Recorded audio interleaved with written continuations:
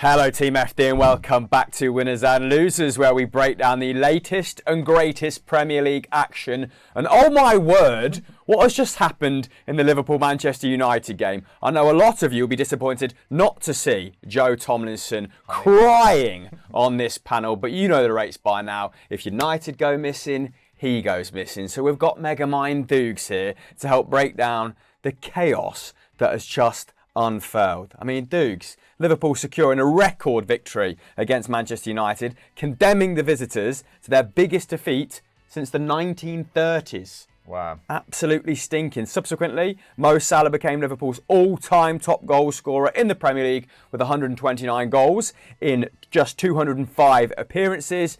As such, the Egyptian becomes the first Liverpool player to score in 6 consecutive games against Manchester United as well. Just the scourge of the Red Devils, isn't he? And my favourite part, just when Bobby Firmino wrapped proceedings up at the end, Jurgen Klopp taking a beat in a tumultuous season just to look around Anfield and soak it all in. But lots to discuss before we get to Bobby Firmino.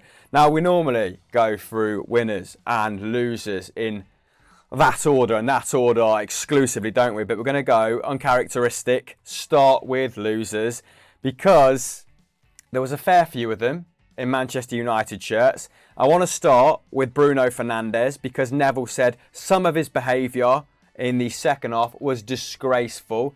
1, do you agree with him? 2, break down his performance, and then let's move into some other United players that we thought were particularly at fault for this drubbing. Yeah, I mean, it was an absolute drubbing. I don't think anyone saw it coming. I thought it was probably likely to be, I think I predicted a draw going into the game, but this was a complete disintegration in that second half. And United just have such a terrible record at Anfield. I don't think they've won there in 7. They haven't scored, I think they scored once in their last 8 visits there. So it was always going to be a difficult game. But in that first half, it felt like United actually probably created the better chances. And the man you mentioned there, Bruno Fernandes, with a great gilt-edged chance. I thought probably United's best chance with that header. A lot of people complaining that Rashford didn't do better with that one over the top from Shaw. But I actually thought, you know, considering he was going at full speed, that he had to connect with it on the run, I thought Bruno's was the much easier chance. But then in the second half, as those goals started flying in against them, and I think it's a little bit weird to focus on Bruno Fernandes first up, though, because I think Shaw, Lisandro Martinez probably had their worst game, at least in months as well.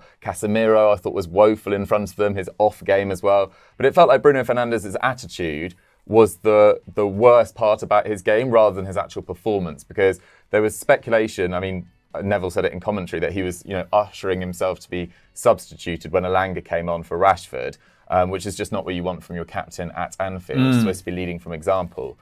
So just a miserable all-round day from United, but I thought some of those defenders in particular were really caught short. Yeah, Klopp only lost 1 game now against Manchester United in all competitions at Anfield. Like you said, they've really struggled to score there in recent seasons. They've only scored once since the 2017-18 campaign, just to finesse the stat you just mentioned there. I mean, expected goals did have this down at 3-1. Lol, huge discrepancy there. Yes, Liverpool did get the rub of the green with some of their goals, but by the end, the narrative had transformed from what had Liverpool done well to what had United done so badly, which is why I thought I'd start with Bruno Fernandes. I mean, 0 shots on target, a 67% pass accuracy, 2 offside, only 2 out of 8 ground duels won. Very indicative of United players all across that midfield just losing their individual battles. 3 fouls committed. They started to tot up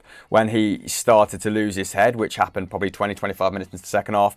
But like you said, not just Bruno Fernandes. His was the most visible, his behaviour, his energy, but Casemiro, so uncharacteristic. 0 tackles won, only 18 out of 29 passes completed, only won 50% of his ground duels, but yeah, the back five, Dukes. Varane, least touches of any outfield player. David De Gea, 1 save. Martinez dragged off after 77 minutes.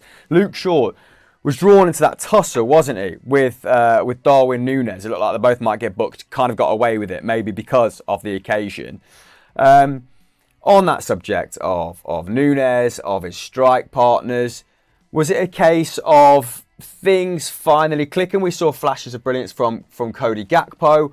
Or did United just kind of play into their hands? Maybe a combination of the both. What I'm trying to do here is segue into Liverpool. Yeah. I mean, I think they need a lot of credit, to be honest. I don't think they were actually, bizarrely, I don't know whether Liverpool fans will agree with us watching this. I didn't think this was, them back at their 2018-19 or 2019-20 best, like absolutely free-flowing. United caused themselves a lot of issues. But credit to these forward players, because they've come into a bit of flack in the last few months for not living up to the Firmino, Mane, Salah combination. But Gakpo, as you say, I think this is probably his best game in a Liverpool shirt so far. Really effective at dropping deep and combining linking play. I think Carragher made the point on commentary a few weeks ago. Really technically secure, rarely loses the ball. And it really helps when you've got, Nunez's pace, etc. And Nunez is causing a lot of issues and really improving in the box as well. I thought his glanced header behind him, there's a bit of a debate whether he really meant it, but I still thought it was a lovely taken goal. And that Gakpo first as well, running onto that Robertson assist, was Mane-esque. And I mean that as a massive compliment, to be honest. Cutting inside Varane, who had a poor game, really poor game. So did Lisandro Martinez.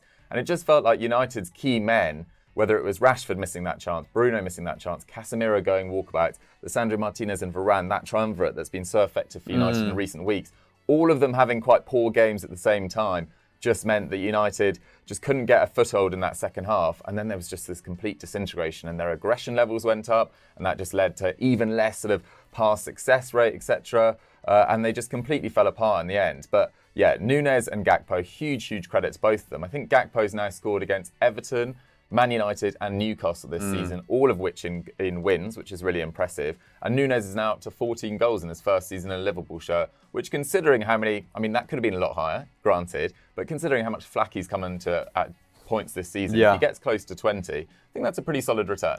Yeah, really easy to lose sight of the fact that Manchester United did start so well. So maybe we should spend a minute detailing what they did okay in the first half, because it was frantic, wasn't it? I think you dropped in the WhatsApp group that it felt like a proper derby, and football in February in the Premier League, pretty attritional. So it was nice to see a free-flowing game where there was lots of turnovers. It looked like anyone could score at any given moment. But United, particularly from minute 20 to minute 40, felt like they had a foothold in the game, were playing the better football, had the more measured build-up, and then comes that first goal. And I suppose it was about how United reacted at that moment in that cauldron-like atmosphere. And their players, as Gary Neville said several times, started to disintegrate, lose their heads. And I think a big part of how Liverpool sort of retook over the game in the second half was their midfield just battling back into it, right? I was really impressed with Harvey Elliott in this fixture. I thought Henderson showed energy levels that we haven't seen from quite some time in him. I mean, 2 out of 2 tackles, 11 ball recoveries, which I'm pretty convinced would have been a match tie. Admittedly, came off at 78 minutes. I think he left everything out there. But yeah, Harvey Elliott completed the most dribbles in the game, got his assist, 3 out of 4 tackles, won. And I flagged this season how sort of porous that right-hand side looks when Trent, Harvey Elliott, and whoever it is on the right, more often than not Salah, line up together. But I got to say, I feel like they got swept up in the occasion, Elliott and Salah, but in the best possible way. Like the energy levels they were displaying, the pressing they were displaying, just, a real throwback. Is there anyone else you think would be doing a disservice if we didn't mention from a Liverpool or a United perspective? And then I want you just thoughts heading into rest of the campaign. Yeah, big week ahead for both of these sides. I thought Ibrahima Konate was really good alongside Van Dijk as well. I think that is probably their ideal centre-back pairing going forward. And you're so right to bring up the midfield as well, because I saw that lineup and I thought Bajcetic missing out, I thought was a big call. Especially because Elliott, I still don't think he's a natural right midfielder. I think he actually will end up being a right winger, and that probably suits him better. But you're so right as well. His security in possession as well, his nice little touches, his pressing, he was right at it today. And actually Henderson playing on the left-hand side of a midfield, which I haven't seen him do for quite a while, was brilliant. And Fabinho, his weak form was sort of covered up by their really strong games as well. In terms of what sort of lost United initiative in this game, it felt like the fact that Casemiro and Fred were really struggling to contain that midfield three, and Salah just being right at it from minute one, was the key moment. I thought some of Salah's through balls, he'll make headlines once again for his 2 goals. I think he's now over 20 goals. He's Liverpool's all-time top goal scorer in the Premier League, as you say. But some of his through balls really into that inside right channel just were phenomenal and so dangerous to deal with. And Martinez and Varane were at 6s and 7s with how to get across and deal with them. And Casemiro's were being torn into all different places that he didn't really want to go. In terms of what this means for the rest of the campaign, the gap's now 7. It's still quite big between them, but Liverpool, so much momentum in this top 4 race. I think Spurs are there for the taking for sure. Newcastle can't buy a goal at the moment. For Man United, we saw how well they bounced back from losing 6-3 at the Etihad. But this is another big ask. This is it's only their second defeat, I think, in 11 games, with the other one being a 3-2 loss at Arsenal. But in that game, that was pretty even. That was, decided in the final few minutes. This was an absolute demolition. So their confidence is really going to be affected. At the same time, they've got Real Betis in the Europa League, I think, this week. Liverpool have, I think, no midweek game, and then they've got Real Madrid next week. That's a write-off now. But if they just focus on the top 4 from now, and I think they can take so much confidence from the way their key players have come back and their depth has improved from those injuries returning as well. There we have it. This feels like it could be a catalytic performance in terms of Liverpool securing that top 4 berth. Dukes, if you had to put your neck on the line now, did they make it? Absolutely. What do you lot think at home? Let me know in the comments below. Do you agree with us? Because I also happen to be of the same opinion. Will Liverpool, in fact, secure top 4 football after sort of meandering round mid-table from game week, 16 to 23? Will they finish strong? What do you think? Let us know in the comments below and we'll hit you up in the first hour. Like this video and subscribe to the channel with notifications on, and we'll see you in the next one. Goodbye.